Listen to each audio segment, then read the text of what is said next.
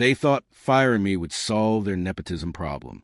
What they didn't realize was that every line of code keeping their billion-dollar empire running was built on foundations I legally owned. The clock started ticking the moment I walked out that door. My name is Colton Hayes, and at exactly 7:58 a.m. on a Wednesday morning, my 12-year career at Vertex Industries ended with a single word: no. I'd arrived at CEO Jonathan Pierce's penthouse office, expecting our usual quarterly review of Apex, the machine learning platform I'd architected from nothing. Instead, I found him standing by the window, hands clasped behind his back, staring out at the city like some corporate Napoleon planning his next conquest. "Colton, glad you're here." He didn't turn around. "I need you to take on something important. My niece Cameron just joined us yesterday. Stanford graduate, summa cum laude in digital media. The board believes she's perfect for heading our innovation department." I felt my chest tighten. Cameron Blake. I'd seen her TikTok videos about her exciting journey into tech entrepreneurship. 23 years old, 2 million followers, and a degree that had nothing to do with the complex systems that kept Vertex operational. "I want you to mentor her," Jonathan continued, finally facing me. "Teach her the fundamentals. Show her how Apex works. Start with basic programming concepts, maybe data structures, algorithms." The audacity of it hit me like cold water. I'd spent 12 years building Apex from a napkin sketch into a revolutionary platform processing billions of transactions daily. I'd written 3 million lines of code, secured 62 patents, and turned down offers from Amazon and Microsoft to stay loyal to Vertex. Now he wanted me to teach his influencer niece what a variable was. "Jonathan," I said, keeping my voice level, "I'm currently overseeing 23 active deployments. The Sterling acquisition alone requires. This takes priority." His tone shifted. "Cameron is family. She represents our future direction." I adjusted my grip on my messenger bag, feeling the weight of my laptop inside. That bag contained more than just hardware. It held documentation that Jonathan had never bothered to examine closely. "I'm going to have to decline," I said. "My focus needs to stay on the Sterling deal. We're talking about a $1.7 billion valuation. Perhaps someone from your training division would be more appropriate." His expression hardened. "Are you refusing a direct order?" "I'm making a strategic recommendation based on company priorities." Jonathan's jaw clenched. He pressed his desk intercom. "Get HR up here immediately." The next 2 minutes passed in tense silence. When the HR director arrived, Jonathan didn't waste time. "Colton Hayes, your insubordination and failure to support our organizational goals has made your continued employment impossible. You're terminated, effective now. Security will escort you out. You have 10 minutes. The words should have devastated me. Maybe they would have, if I hadn't been preparing for this exact scenario since the day I structured Hayes Innovation Group 3 years ago. "Understood," I said calmly.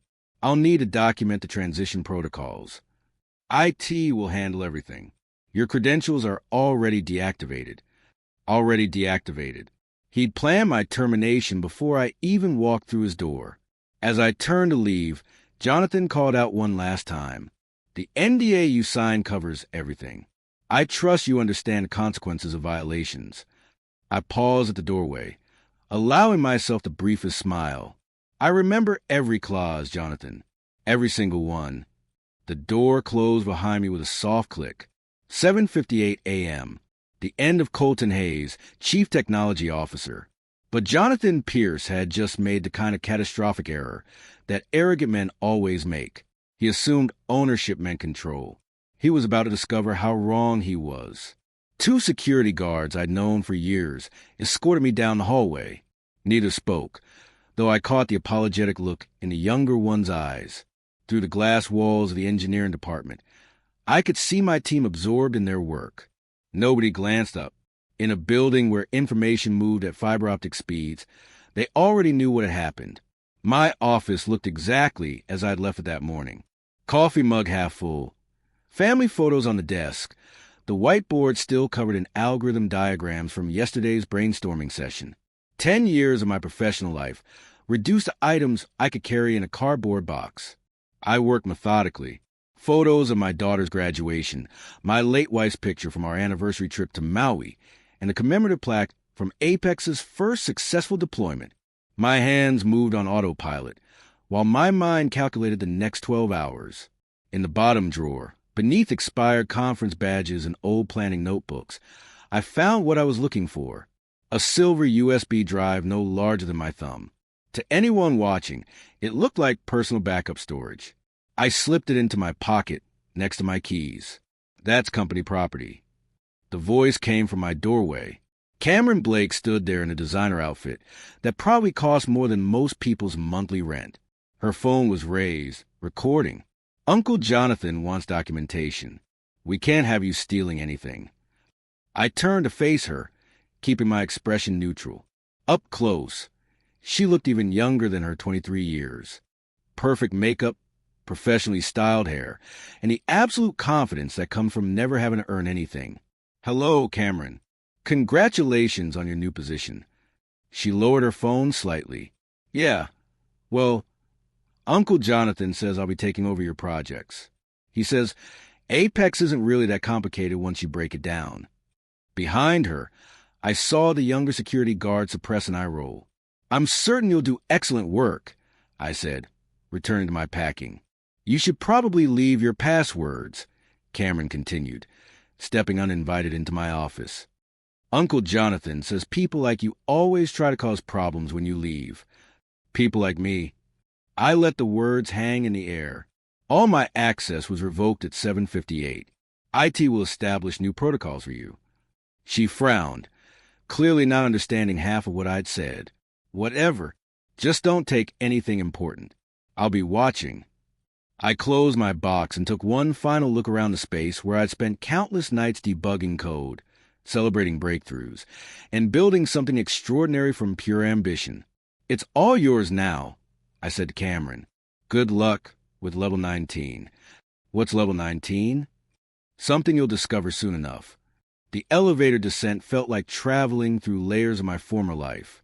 Marketing on 14, where they'd transformed my technical specs into glossy presentations.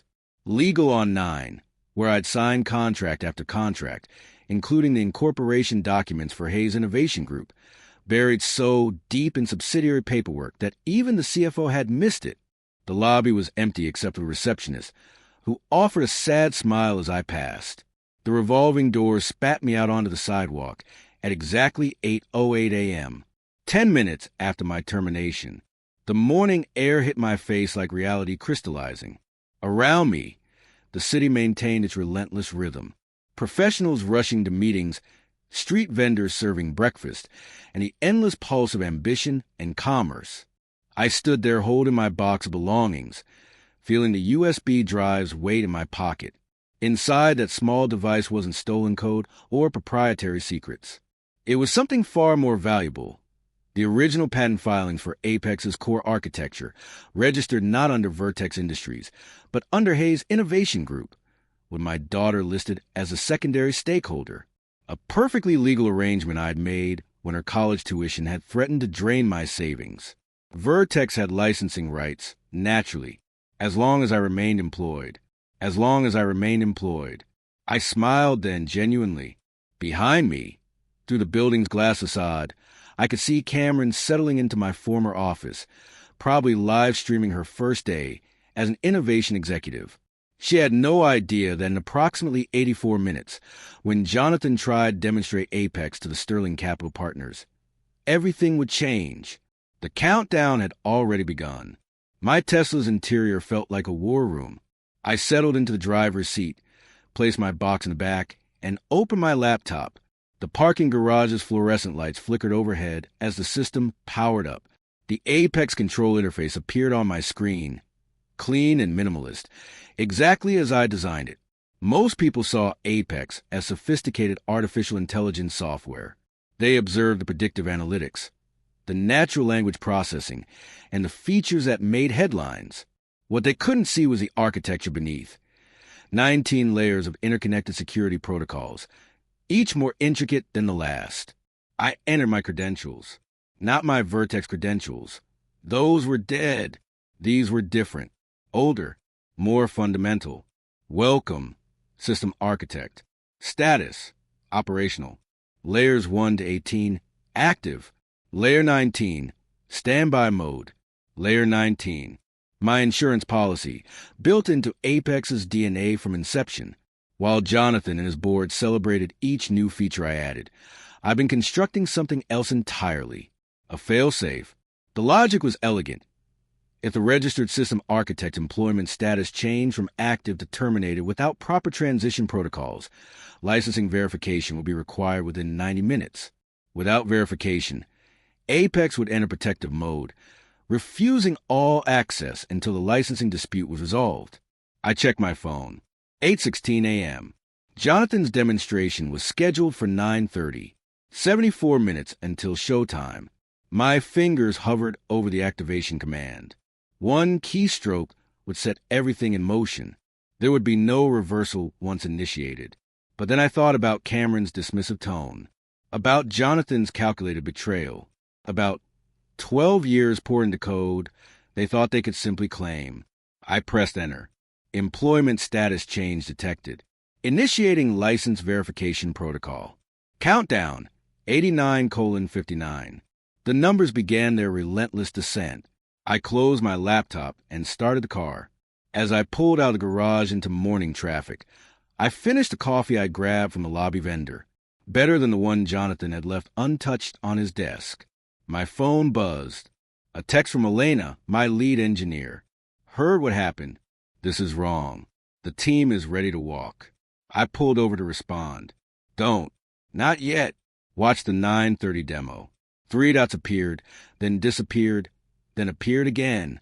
What did you do? Nothing illegal. Just letting contracts play out naturally. The law offices of Sterling and Associates occupied the 48th floor downtown's most prestigious tower. I arrived at 8:35 a.m., carrying my laptop bag and a USB drive that contained my freedom. Amanda Sterling herself was waiting, positioned in a conference room with a panoramic view of the financial district. She didn't stand when I entered. Power like hers never did. "Hayes," she said, gesturing to the chair across from her. "I received an interesting call from Jonathan Pierce 20 minutes ago." "Did you?" He wanted to confirm our 9:30 demonstration was still on schedule. He sounded very confident. Her eyes studied me. Should he be? I set my laptop bag down carefully. That depends on whether Vertex actually owns what they're planning to show you. Amanda's expression sharpened. She slid a tablet across the table. On the screen was a document I recognized immediately, the original incorporation filing for Hayes Innovation Group, with my daughter's name prominently displayed. "Our legal team has been busy since 8:15, Amanda said. "What we found was fascinating. Every core patent that makes Apex valuable traces back to this entity. Vertex has been licensing technology they never owned. They had full usage rights," I said carefully, "as long as employment conditions were met. Conditions violated at 7:58 this morning." She smiled, sharp as winter. "Tell me, Mr. Hayes, was this always your plan?" "The plan was to build revolutionary technology. The protection was just prudent risk management. And now that risk has materialized, what do you want?" This was the moment I'd been preparing for since walking out of Vertex's building. I want to build the company Vertex should have been. No nepotism. No ego-driven decisions. No treating innovation like a commodity to be packaged and sold. You want control. I want purpose. I corrected. Apex can be more than profitable. It can transform entire industries, but only if developed correctly, ethically, with vision that extends beyond quarterly reports. Amanda leaned back. Sterling Capital was prepared to invest $1.7 billion in acquiring Apex from Vertex. That offer is obviously dead, but the technology still exists and we still want it. What are you proposing? A new entity, Apex Global Solutions. Sterling provides capital and infrastructure. I provide the technology and vision. My daughter's company licenses the patents under terms I control, and Vertex becomes irrelevant. She slid another document across the table. The number at the bottom made my breath catch. "That's the signing bonus," Amanda said casually. Your salary as chief architect would be separate, as would your daughter's educational trust fund, full funding through her PhD program, if she chooses. I thought of my daughter, brilliant and driven, finishing her master's in computer science. I thought of my team at Vertex, talented minds trapped under incompetent leadership. I thought of Cameron's sneer and Jonathan's dismissal. I have conditions, I said. I expected nothing less. First, I bring my core team. The engineers who built Apex with me deserve to see it succeed. Done. Second, Apex's ethical guidelines are non-negotiable. No surveillance applications, no weaponization, no exploiting user data. We build tools that empower. Amanda's eyebrow rose. That limits certain revenue streams. It opens others. Companies are desperate for artificial intelligence they can trust. Will be the gold standard. Third, when we announce Apex Global Solutions, I want the tech world to know exactly who built this technology and who tried to steal it. Amanda laughed, genuine and delighted. Oh, I like you, Mr. Hayes. Yes, we can arrange that. Anything else? Yes, I want the signing ceremony at 9:29 a.m. Specific timing. Personal significance. We spent the next hour working through details. Amanda's legal team joined via video conference. By 9:15 a.m., the framework was complete. Apex Global Solutions would exist by close of business. The patents would transfer smoothly from my daughter's company, and Jonathan Pierce would wake up tomorrow to find his company's valuation had dropped by roughly $1.7 billion. As we concluded, Amanda stood. Mr. Hayes, I've seen many founders over the years. The brilliant ones who can't execute. The driven ones who lack vision. You're something rarer. What's that? Patient. You waited 3 years for this moment. That kind of strategic thinking is exactly what Apex Global needs. She extended her hand. This morning I've been fired in disgrace.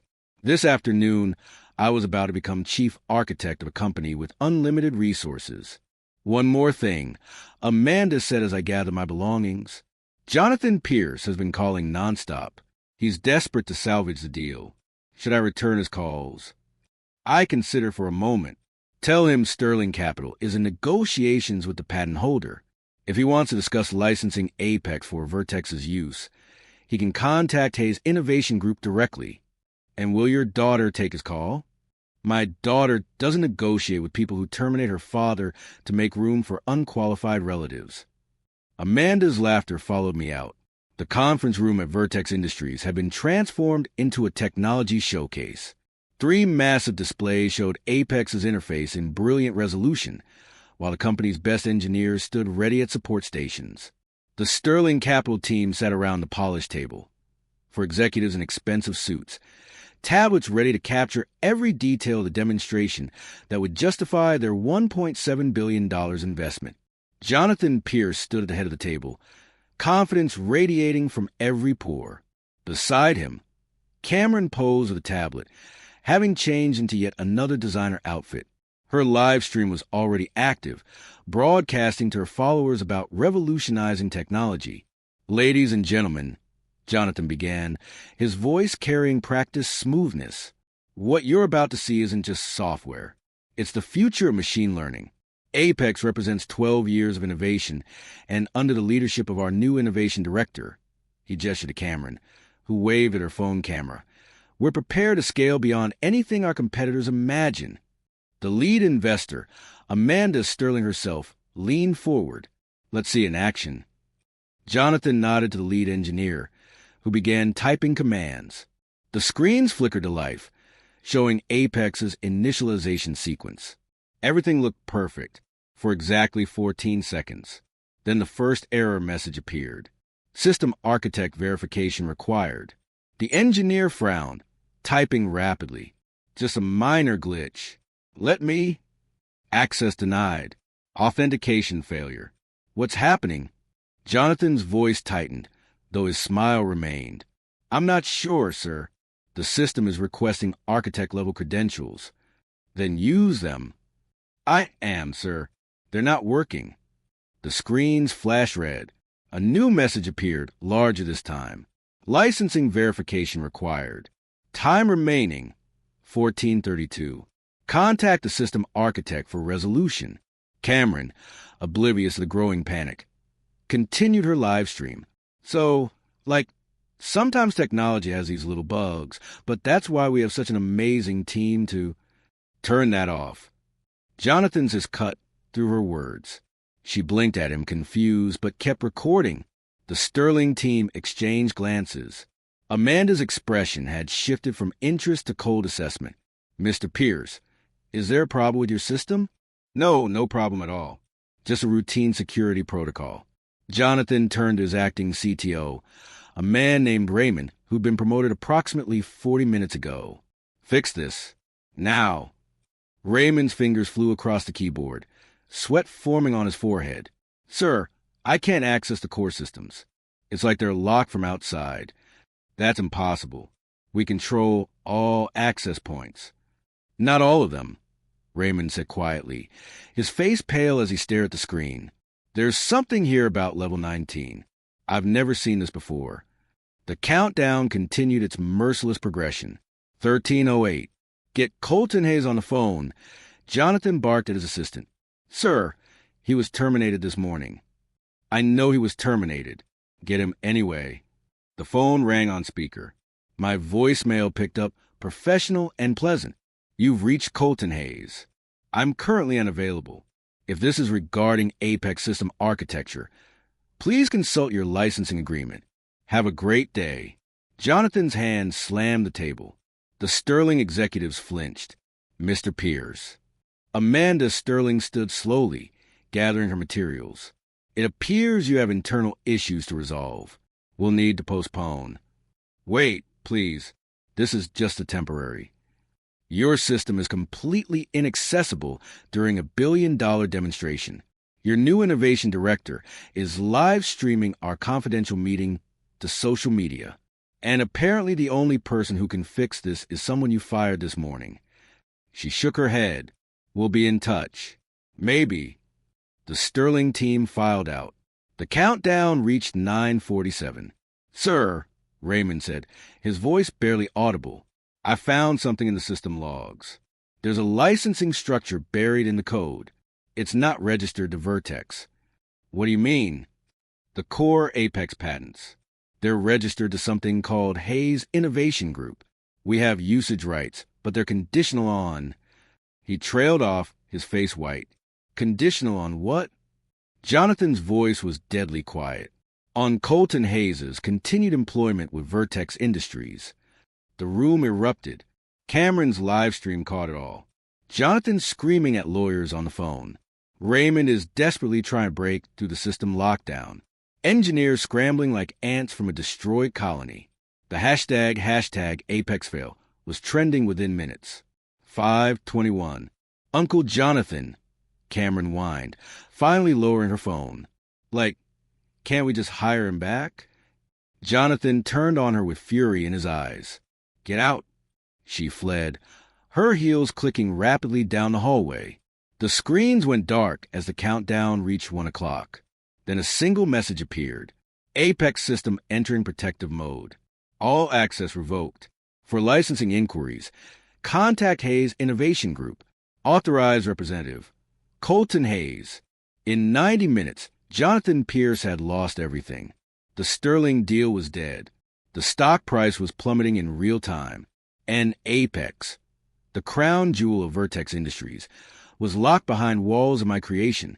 The news broke at 10:45 a.m., cascading through tech blogs and financial networks like wildfire. Vertex Industries loses core technology in employment dispute. Sterling Capital abandons $1.7 billion deal. Former CTO holds patents to revolutionary artificial intelligence system. I watched the coverage from Amanda's conference room, fielding calls from reporters, former colleagues, and recruiters who suddenly found my expertise invaluable. But the call I was waiting for came at 11:03 a.m. Mr. Hayes. The voice was strained. Leonard Garrison, Chief Legal Counsel for Vertex Industries. I'm calling regarding the Apex situation. What situation would that be, Leonard? Please don't be coy. We've reviewed the patent filings. We know about Hayes Innovation Group. Then you know there's nothing to discuss. The licensing agreement was crystal clear. That agreement was made under false pretenses. You were an employee acting in bad faith. I was an employee protecting my intellectual property. I interrupted. Every filing was legal. Every disclosure was made according to contract. You had 3 years to review the structure. Your negligence isn't my problem. There was a pause. When Leonard spoke again, his tone had shifted from aggressive to desperate. Jonathan wants to meet. He's willing to discuss reinstatement, back pay, and promotion to president of technology. No, you haven't heard the full offer. I don't need to. Jonathan Pierce fired me because I refused to babysit his niece. He thought I was disposable. That decision has consequences. Colton, please. The board is in emergency session. Our stock has dropped 42% in 3 hours. Without Apex, we're facing potential bankruptcy. I felt cold satisfaction spread through my chest. Then, perhaps the board should have considered that before allowing nepotism to override competence. What do you want? Name your price. I already have what I want. Apex Global Solutions launches tomorrow. We'll offer enterprise licenses at competitive rates. Vertex is welcome to apply like any other client. This is extortion. No, Leonard.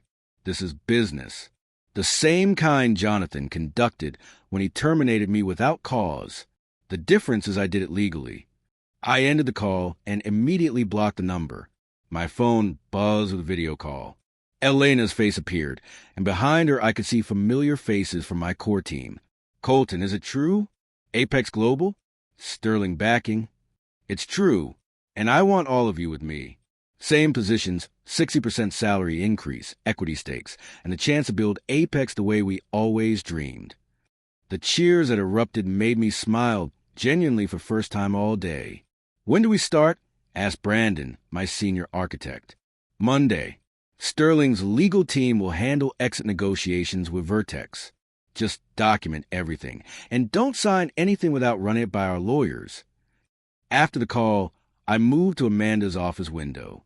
The city stretched out below, a maze of glass and steel, an endless possibility. Somewhere in that landscape, Jonathan Pierce was probably raging at lawyers, demanding solutions that didn't exist. My phone buzzed. A text from an unknown number. You've destroyed everything I built. Hope you're satisfied.